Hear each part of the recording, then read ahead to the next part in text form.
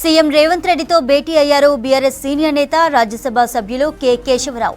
హైదరాబాద్ జూబ్లీహిల్స్ లోని ముఖ్యమంత్రి ఇంటికి వెళ్లి కలిశారు కేకే. ఆయనతో పాటు కూతురు బల్దియా మేయర్ గద్వాల విజయలక్ష్మి రేవంత్ రెడ్డి సమక్షంలో కాంగ్రెస్ లో జాయిన్ అవుతారని తెలుస్తోంది. కార్యక్రమంలో స్టేట్ కాంగ్రెస్ ఇన్ఛార్జ్ దీపాదాస్ మున్షి, ఇతర ముఖ్య నేతలు అటెండ్ అవుతారని సమాచారం. సీఎం రేవంత్ రెడ్డితో భేటీ అయ్యారు బీఆర్ఎస్ సీనియర్ నేత రాజ్యసభ సభ్యులు కె కేశవరావు. హైదరాబాద్ జూబ్లీహిల్స్ లోని ముఖ్యమంత్రి ఇంటికి వెళ్లి కలిశారు కేకే. ఆయనతో పాటు కూతురు బల్దియా మేయర్ విజయలక్ష్మి రేవంత్ రెడ్డి సమక్షంలో కాంగ్రెస్ లో జాయిన్ అవుతారని తెలుస్తోంది. కార్యక్రమంలో స్టేట్ కాంగ్రెస్ ఇన్ఛార్జ్ దీపాదాస్ మున్షి, ఇతర ముఖ్య నేతలు అటెండ్ అవుతారని సమాచారం. దీనికి సంబంధించి మరిన్ని డీటెయిల్స్ షరీఫ్ లైవ్ ద్వారా అందిస్తారు. షరీఫ్, డీటెయిల్స్ ఏంటి? బీఆర్ఎస్ పార్టీలో సీనియర్ నాయకుడిగా రాజ్యసభ సభ్యుడిగా ఉన్నటువంటి కె కేశవరావు నిన్ననే కేసీఆర్ ఫామ్ హౌస్లో భేటీ అయ్యారు. నిన్నటి నుంచి కూడా ఒక చర్చ జరుగుతోంది. కేశవరావుతో పాటు కుమార్తె గద్వాల విజయలక్ష్మి జిహెచ్ఎంసీ మేయర్ బీఆర్ఎస్గా ఆమె ఉన్నారు. ఇద్దరు కూడా పార్టీ మారుతారనేటువంటి చర్చ నిన్నటి నుంచి కూడా జరుగుతోంది. ఇక నిన్న ఆయన మీడియాతో కూడా అధికారికంగా మాట్లాడకపోయినా చిట్ చాట్ చేశారు. అయితే గర్వాపసి అనేది కన్ఫర్మ్, కానీ ఇప్పటికిప్పుడు రాజీనామా చేస్తానా లేదా అనేటువంటి అంశం పైన మాత్రం క్లారిటీ ఇవ్వనటువంటి అంశం కేకే చెప్పారు. ఆ తర్వాత 54 ఏళ్ల పాటు కాంగ్రెస్లో సర్వీస్ చేసిన, ఉద్యమం కోసమే, తెలంగాణ రాష్ట్రం కోసమే కేసీఆర్తో పోయినా ఇప్పుడు 84 ఏళ్ల వయసులో సొంతింటికి అంటే కాంగ్రెస్ వైపు వెళ్తే తప్పేందనేటువంటి మాటను కూడా ఆయన చెప్పారు. సో తన కుమార్తె పార్టీ మారుతారు అనేది కన్ఫర్మ్ చేసినప్పటికి కూడా తాను మాత్రం రాజీనామా అంశం పైన చెప్పను, కానీ పార్టీ అయితే మారుతా, త్వరలోనే పూర్తి డీటెయిల్స్ చెప్తా. ఇప్పటివరకు బీఆర్ఎస్ పార్టీ క్యాడర్ లీడర్లు చాలా వరకు సహకరించారు. అదే బీఆర్ఎస్ పార్టీలో కూడా మంచి క్యాడర్ ఉంది, చదువుకున్న వాళ్ళు కూడా చాలామంది ఉన్నారు, ఎడ్యుకేటెడ్స్ ఉన్నారు, ఇంటలెక్చువల్స్ ఉన్నారు. వాళ్ళకు కూడా కావాలి, కొత్త తరం బీఆర్ఎస్లో ఉండాలి అనేటువంటి ఒక మాటను కూడా ఆయన చెప్పిర్రు. అయితే ఇప్పుడు కొద్దిసేపటి క్రితమే సీఎం రేవంత్ నివాసానికి కేకే వెళ్తున్నారు. మరి కాసేపట్లోనే సీఎంతో భేటీ అవుతారు. ఇప్పటికే చర్చ జరుగుతోంది, ప్రచారం కూడా జరుగుతోంది, పార్టీ మారుతాననేటువంటి చర్చ కూడా జరుగుతోంది. అయితే ప్రస్తుతానికైతే ఈ అంశం పైన భేటీ తర్వాత మాట్లాడతారా అనేటువంటి విషయం క్లారిటీ రావాల్సినటువంటి అవసరం ఉంది.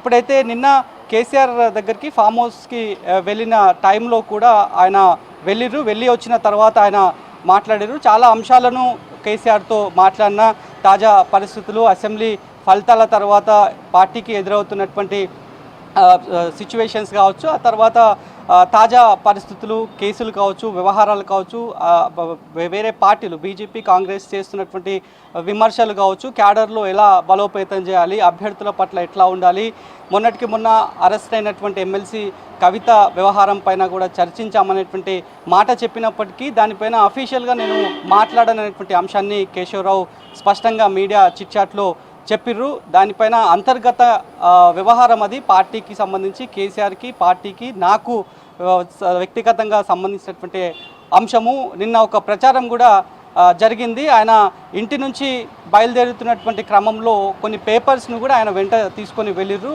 మరికొంతమంది దాన్ని రాజీనామా పత్రంగా ప్రచారం చేస్తారు. దానిపైన కూడా ఆయన కామెంట్ చేస్తారు, అది రాజీనామా పత్రం కాదు, కొన్ని నేషనల్ మీడియాలో వచ్చినటువంటి, ప్రింట్ మీడియాలో వచ్చినటువంటి కథనాలను వెంట తీసుకొని పోయినా అనేటువంటి మాటను కూడా కేశవరావు చెప్పిర్రు. మరి రాజీనామా అంశం పైన మాత్రం క్లారిటీ రావాల్సినటువంటి అవసరం ఉంది. ఇక రేవంత్తో భేటీ అయిన తర్వాత ఆయన నివాసంలో మరికొంతమంది ముఖ్య నేతలు, అదేవిధంగా బీఆర్ఎస్ పార్టీకి కావచ్చు, ఆయనతో ఇన్నేళ్ళు పనిచేసి కాంగ్రెస్లో పనిచేసిన సమయంలో ఆయనతో వెంట ఉన్నటువంటి వాళ్ళతో, బీఆర్ఎస్ పార్టీలో మొదటి నుంచి ఆయనకు సపోర్ట్ చేసినటువంటి సపోర్టర్స్తో, ఫాలోవర్స్తో మీటింగ్ ఏర్పాటు చేస్తారనేది కూడా పొద్దున వచ్చినటువంటి అప్డేట్. మరి రేవంత్ భేటీ తర్వాత ఆయన నివాసంలో చర్చ జరుపుతారా, ఏం చెప్పబోతున్నారు, భేటీకి సంబంధించి ఉద్దేశం ఏంటి, సారాంశం ఏంటి అనేటువంటి విషయాలపైన ఆయన చెప్తారా లేదా అనేది కూడా ఒక క్లారిటీ రావాల్సినటువంటి అవసరం ఉంది. మరోవైపు గద్వాల విజయలక్ష్మి కేకేకి సంబంధించినటువంటి ఎపిసోడ్లో నిన్న భిన్న కథనాలు వచ్చినాయి, మీడియాలో కూడా వార్తలు చక్కర్లు కొట్టినాయి. దానిపైన కూడా ఆయన మాట్లాడిర్రు. ఎందుకంటే ఆయన కుమారుడు విప్లవ్ కూడా మాట్లాడారు. ఆ రాజీనామా లేంటే పార్టీ మారే అంశం పైన తనకి క్లారిటీ లేదు, కానీ నేను కేసీఆర్తోనే ఉంటా, కేసీఆర్ నాయకత్వంలోనే పనిచేస్తా, పార్టీకి సేవ చేస్తానని చెప్పి ఆయన ఒక ప్రకటనలో రిలీజ్ చేశారు. ఆ అంశాన్ని కూడా కేకే సమర్థించారు. ఆయన మంచి నిర్ణయం తీసుకున్నారు. అది రాజకీయం పరంగా ఎవరి వ్యక్తిగత ఆలోచనలు వాళ్ళకు ఉంటాయి అనేటువంటి అంశాన్ని కూడా కేకే చెప్పారు.